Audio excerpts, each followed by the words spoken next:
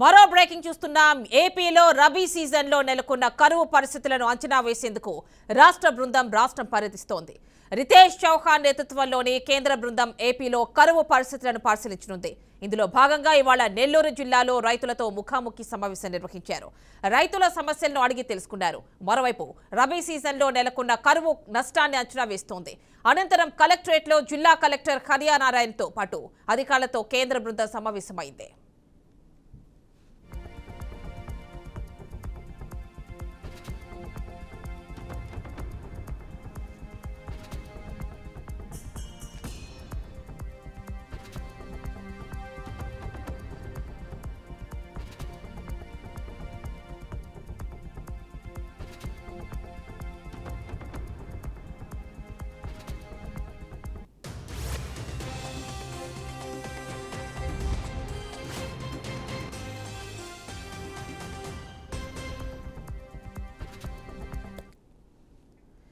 ఏపీలో రబీ సీజన్లో నెలకొన్న కరువు పరిస్థితులను అంచనా వేసేందుకు కేంద్ర బృందం రాష్ట్రంలో పరిశీలిస్తోంది. ప్రస్తుతం నెల్లూరు జిల్లాలో ఆ పర్యటన సాగుతోంది. ఫుల్ డీటెయిల్స్ అక్కడ నుంచి మా కరెస్పాండెంట్ మురళీకృష్ణ అందిస్తారు.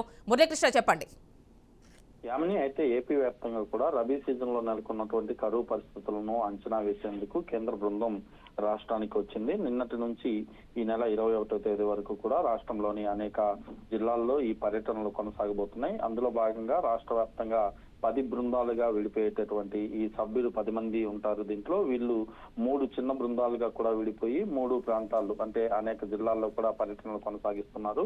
ఇప్పటికే కేంద్ర బృందం ప్రకాశం జిల్లా, అనంతపురం, నెల్లూరు, కర్నూలు, శ్రీ సత్యసాయి, నంద్యాల జిల్లాల్లో పర్యటించేందుకు ఏర్పాట్లు కూడా పూర్తి చేసుకున్నటువంటి పరిస్థితి ఉంది. ప్రత్యేకించి నెల్లూరు జిల్లాలో ఇవాళ కేంద్ర బృందం నిన్న చేరుకున్నటువంటి కేంద్ర బృందానికి జిల్లా కలెక్టర్ హరినారాయణ ఆధ్వర్యంలో కూడా ఘన స్వాగతం పలికారు. అనంతరం నెల్లూరు జిల్లాలోని అనేక ప్రాంతాల్లో కేంద్ర బృందం పర్యటించి అక్కడ ఉన్నటువంటి రైతులతో ముఖాముఖి కూడా మాట్లాడారు. అక్కడ ఉన్నటువంటి పరిస్థితులను కూడా తెలుసుకుంటున్నారు. ఇవాళ ఉదయం నెల్లూరులోని కలెక్టరేట్ తిక్కన ప్రాంగణంలో కూడా ఎవరైతే జిల్లా కలెక్టర్ హరినారాయణ అదేవిధంగా అధికారులతో కలిసి కేంద్ర బృందం ఒక సమావేశం కూడా ఏర్పాటు చేసింది. ఇక్కడ పరిస్థితులు ఏ విధంగా ఉన్నాయనే దానిపైన ఆరా తీశారు. అదేవిధంగా అక్కడ ఏర్పాటు చేసినటువంటి ఫోటో సెషన్ ని కూడా కేంద్ర బృందం తిలకించింది.